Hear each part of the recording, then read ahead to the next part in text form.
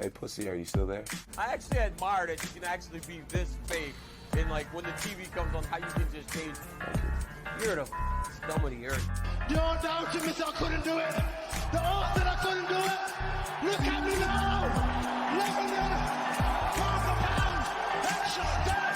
That's it. Welcome back to another episode of Over the Octagon podcast. Today, we are blessed to have another fighter interview with us. We have Frank Wells, who fights for Cage Fury, has an event coming up on April 12th, I believe, Cage Fury 131. You're fighting for the interim featherweight title. Yeah, man. So how do you feel? We talked a little bit before we started. You're a month out. Where are you kind of at in your prep work, I guess, for this one right now? I mean, right now it's just kind of like weight management and getting my conditioning up, and then like sharpening the tools we're working on for the specific guy. You know, I last fought in December, and then I kind of had this April date on my mind since then. So I didn't know, obviously, it was going to be for a title initially. So, you know, a couple extra rounds booked in there, but you know, I was mentally already gearing up for this day. Let's go, man. Yeah, I love that. Yeah, it's a good opportunity. Now, how did the interim, me and him were talking, how did the interim kind of title take place? We're not really familiar, but I know it was the champion's not hurt. I know you fought the champion previously. Yeah. How did this kind of interim title come about? I'm not positive like what's going on with Jose. I didn't really get like details on it. Mm-hmm. Arias, the matchmaker, just called me up, and he was like, April 12th, Anthony Delemy. He's like, how do you like that? And I was like, sounds good. And he's like, how's it sound for a belt? And I was like, fuck yeah. It was like even better. You know, yeah, I was gonna fight this guy anyway, so with a little extra hardware, you know, why not? Yeah, absolutely. Yeah. So again, I didn't get details. He just said that he's like not around. So I don't know, you know, what that entails. He's hurt or he's doing something else. I don't know. But you know, yeah. So I got that fill-in spot. So April 12th, Cage Fury 131 for the interim featherweight title. Now you've been fighting for Cage Fury now for a while, right? Yeah. Yeah. Exclusively as a professional. I love that. So, because it seems like on the regional scene, I mean, we've interviewed a few regional fighters and guys on some of these smaller circuits and things. Like, it seems like guys kind of bounce around a lot. So you've been exclusively with Cage Fury. Now talk to me a little bit about, I've seen your background in kind of kickboxing and Muay Thai. Yeah. I know you spent some time in Thailand, which is, which is awesome.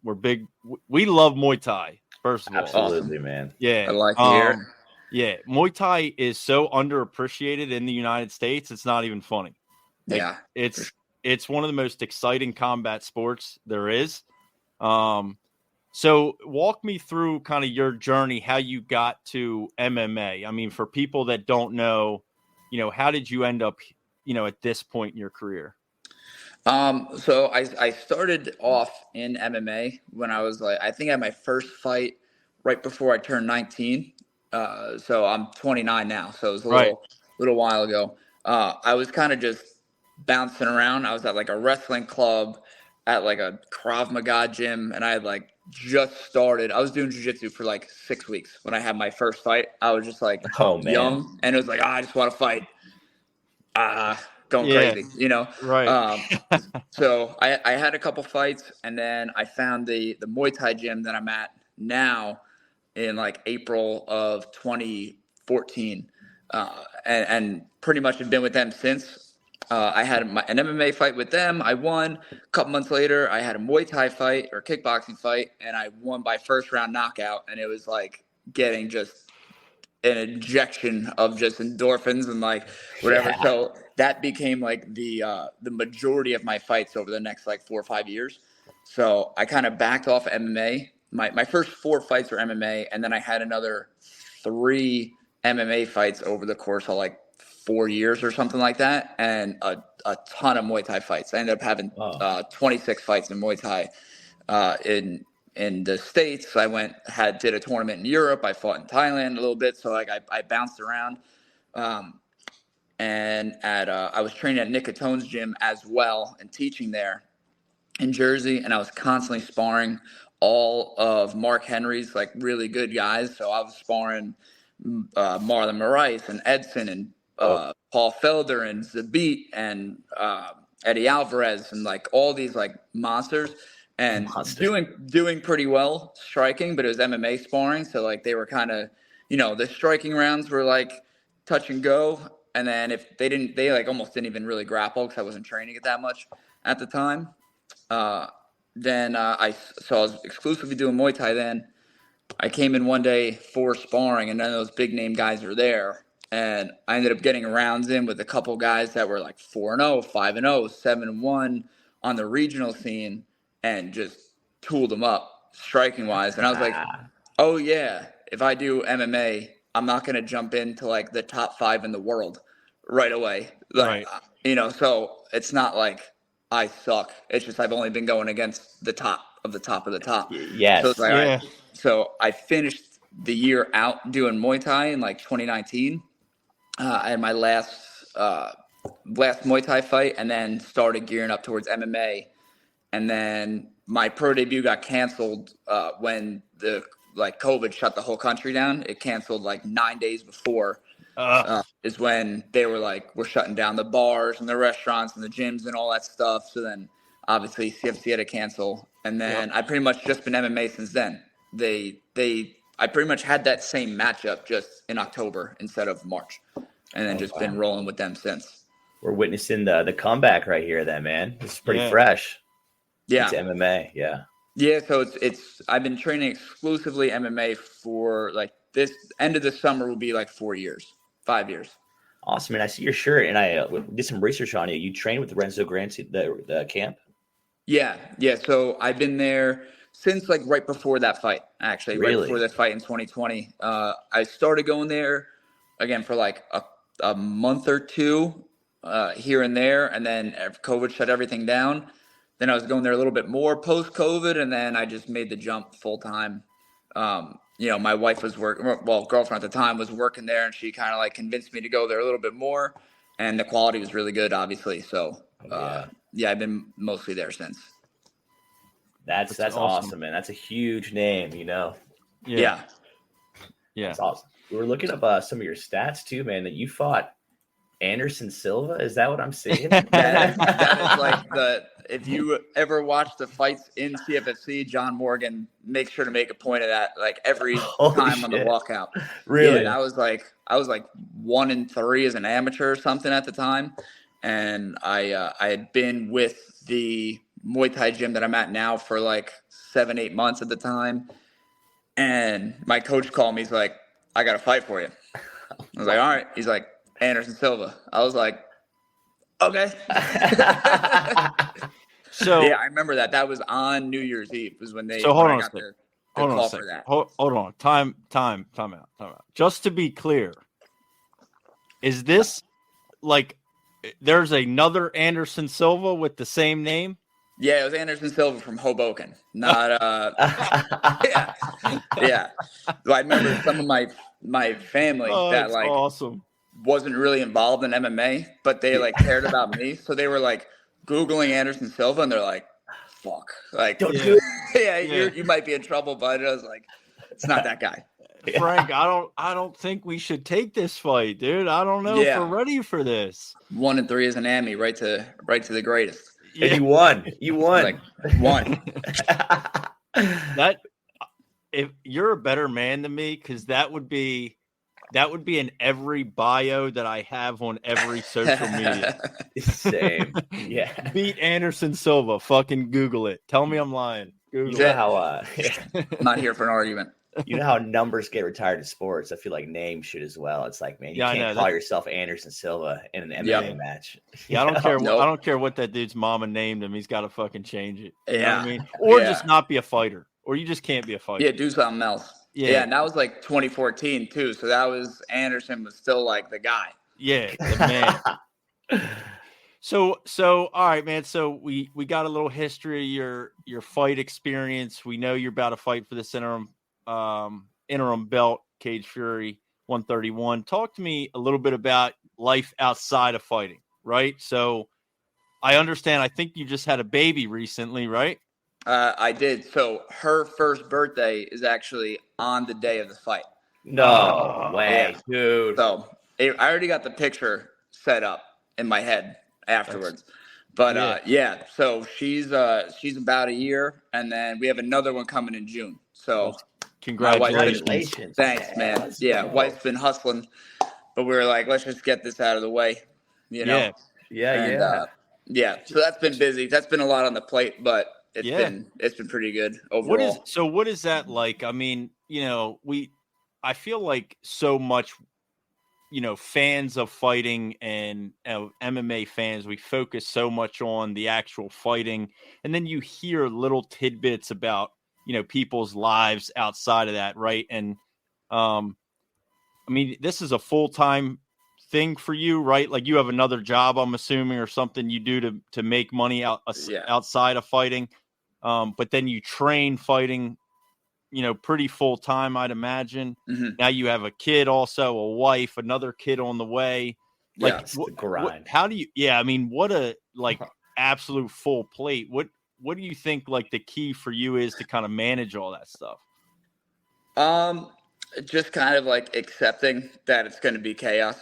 To be honest, like when you think that you're going to get a rest and then you get like railroaded by like something else, that really is more defeating than just being like, all right, it's going to be just like this and this and this and this and this, like the whole day, more or less, and also my wife had a son before I met her as well. So, he's going to be 9 in June. So It's like, we just are figuring it out like day by day, but it's like getting him to jiu-jitsu or getting him to like other sports or to his friend's house and like managing the baby. My wife does a really, really good job of taking care of the baby and like getting house stuff done. So I can just kind of like, I'll help out with the baby when I'm home. And like, he's my son now. Her son from the previous marriage is, he does jujitsu and he is like nearby, and he's also doing like Muay Thai and wrestling, but at my gym. So like that makes it a little bit easier. Is like half the time I'm teaching the class, or like I'm just there training clients, because like that's my income outside of it. Is like I run a nutrition thing where I help fighters make weight. I saw that, but then also just like holding pads or like lifting weights, stuff like that. So I'm in the gym like constantly. And then just to have them in there, like part of their activities is at my work, definitely makes it a lot easier. Yeah. Oh yeah, man. Dude, if my father was at a MMA gym coaching, helping out like that, I'd be like, yeah, let me just be there for 4 hours all day with him, get as much class as I can get in. Yeah. So you're like a nutrition coach. Correct. Yeah. That's one of the most slept on things, man. I talk to a lot of people, like, do you have a specific meal you eat after you weigh in that's not going to slow you down, fuck you up? I wouldn't say necessarily a specific meal, but it's just like just a process of things after we weigh in. So like when you're cutting a decent amount of weight, like most guys are doing, and like I do too, it's usually like 11, 12 pounds of water, and then you're fasting before that. But it's just like slowly putting things back in, because you want to like chug a bunch of water and eat a steak and all that stuff, but it's like we're just trying to like keep it slow and kind of like build up throughout the day after your weigh-ins, to like just not disrupt your GI tract, and like make sure you're actually absorbing the stuff that you're eating and drinking. And I help people out with like, the 10 days to 3 weeks before the weigh-ins, and like through the weight cut, and then through the rehydration as well. So it's a pretty good system. And obviously I run through it myself. I actually happen to live like 30 minutes from Mike Dolce, who was the man for years, helping like Johnny Hendricks when he didn't have weight problems, and worked with Kelvin Gastelum and Ronda Rousey and a couple other guys that I'm forgetting. But, he's like one MMA trainer of the year, like 4 years in a row. Yeah. Then he happened to be running like a nutrition thing and a separate weight cut seminar again, Oh. like not even a half hour from my house. That's So amazing. doing that was like really, really clutch, And then obviously, again, I use it for myself, and then I employ that on all the fighters and jiu-jitsu guys that I work with. So now we're talking about weight. You fought at lightweight also, right? Mm-hmm. You fought at featherweight, you fight at lightweight. What is kind of I guess if you had to stay consistent and choose, right, and stick to kind of a weight class, where do you feel the most comfortable? That's kind of a weird question, I guess, because comfortable might not be the right word. I guess 155 is probably more comfortable, but right. I mean, how do you feel fighting at 145? Yeah, so obviously like 45's tougher to make because Right. 10 extra 10 more pounds. pounds. So yeah. I think it definitely forces me to eat better. So my energy's pretty good. And like, I think my body functions better. I feel better. It's also nice at 155 to like eat as much as I want and then just train really hard. And I'm within that shooting range of weight all the time. So definitely 55 is nicer in that sense. But then also I fought a dude in September who was like a real 155er, and it was like running into a brick wall. I was like, this is right. hard. So he's really 175 pounds. Yeah, probably more than that. Yeah, he was like super Damn.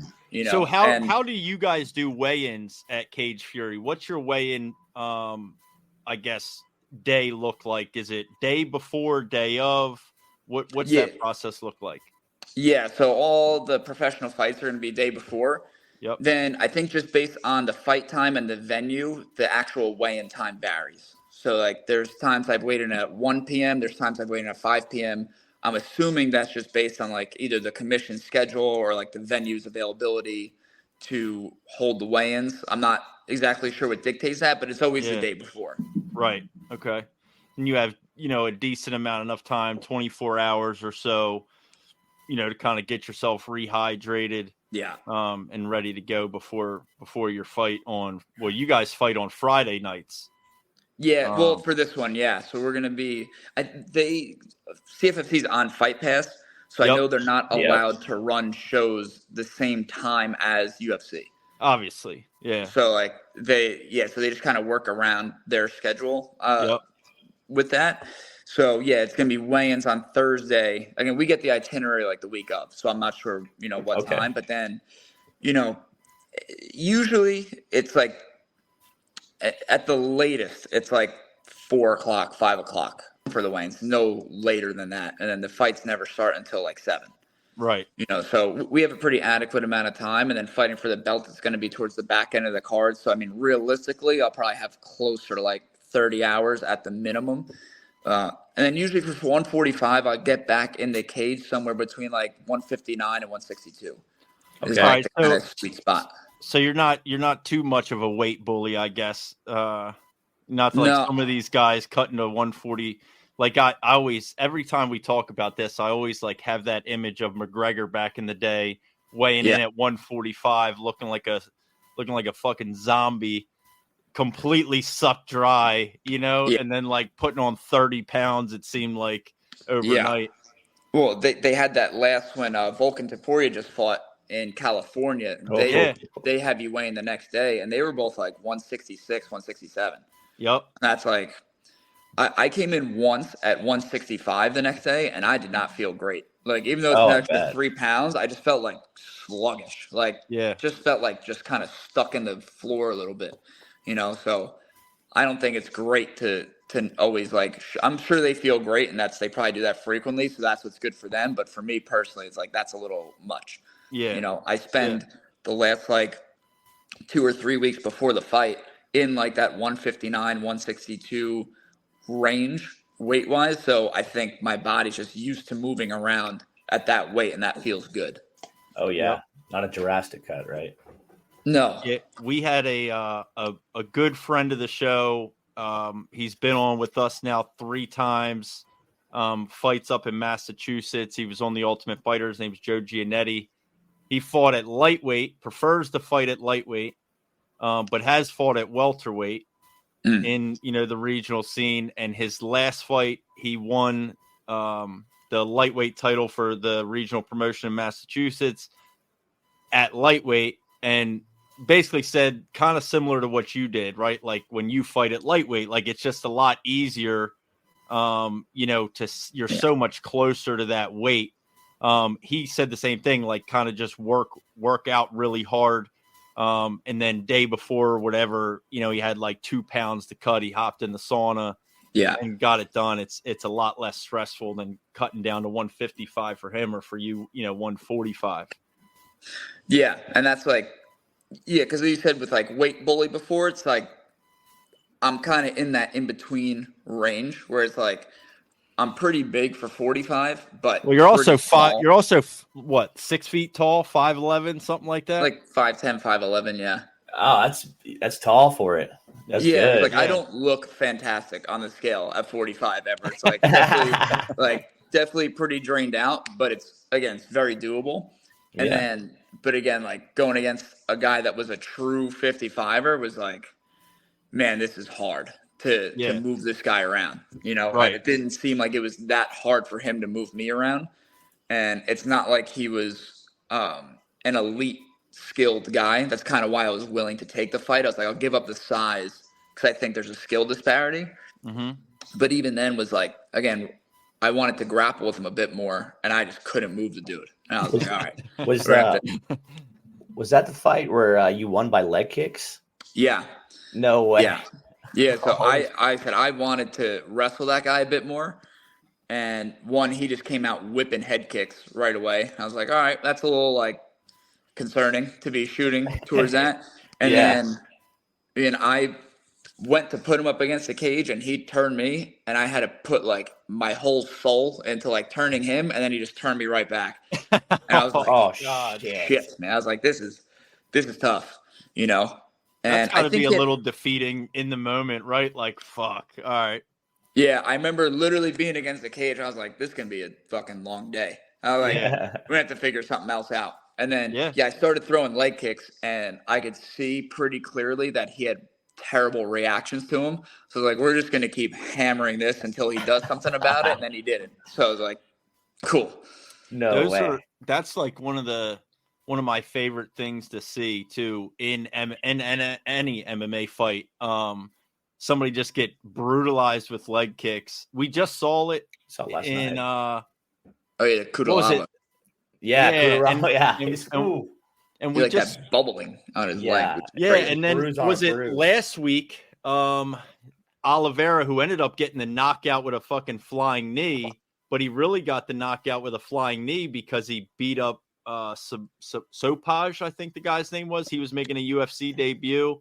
He beat his leg up so bad he hit him with another leg kick. The guy couldn't walk. I mean, he was like stumbling back, limping. Kind of limped his way into a flying knee. Yeah, that's rough. But it just speaks to the skill, and all the weapons. So you've been training MMA heavily, now for a while. Do you feel like your grappling is starting to get at the level, that the striking is, or do you consider yourself still primarily, a striker, or what do you think your style nowadays is? I think the striking is still above where my grappling's at for sure. But last year I spent a lot of time working on that grappling, just because I knew it was a gap that I had to close. And I've been working on it, but I had some injuries and stuff. Like I broke my hand and I had like some other stuff going on. So I wasn't able to strike as much. And I was just doing grappling tournaments. I was just doing a lot of wall wrestling. I was limited in my training, so I was putting a lot more stock into grappling for sure. Love it. I love it. All right, man. Well, listen, we'll close this out. I will, I'm going to catch your fight April 12th in Atlantic City. I got a group of fucking guys. We're all going. We got hotel rooms. Actually, my boss bought the tickets already. Got a bunch of guys from work, so we're going to have a good time, good weekend. Anybody you want to shout out, any social medias you want to kind of promote, anything like that before we end? If the folks just want to follow at Tank Jitsu, posting, training all the time and updates for the fights and highlights and stuff like that. Always, again, appreciative of my family, my friends, my training partners, everybody and my coaches that are helping me get better and putting their time into me. That's about it. Well, listen, we'll anybody that's watching the video or listen to the podcast, we'll put Frank's social media links and stuff like that down in the description. Make sure you go visit his page, give him a follow, show some love on his posts. And if you're not already, subscribe to the YouTube channel, like the video, leave a comment, talk some shit on his opponent, tell him how he's gonna fucking knock him the fuck out. Let us know. Yeah, let us know. And if you're going to be in Atlantic City on April 12th, tell us, man. I'm going to be there trying to link up with some people, some fighters, whoever, and just have an overall good weekend. But with that one, man, we'll catch you later. Nasty. I'll talk to you, my friend. And, let's keep it hot. All right, man. Appreciate you guys. Thanks for having me on. And I'll catch you guys after the fight for sure. Hell yeah. Definitely, bro.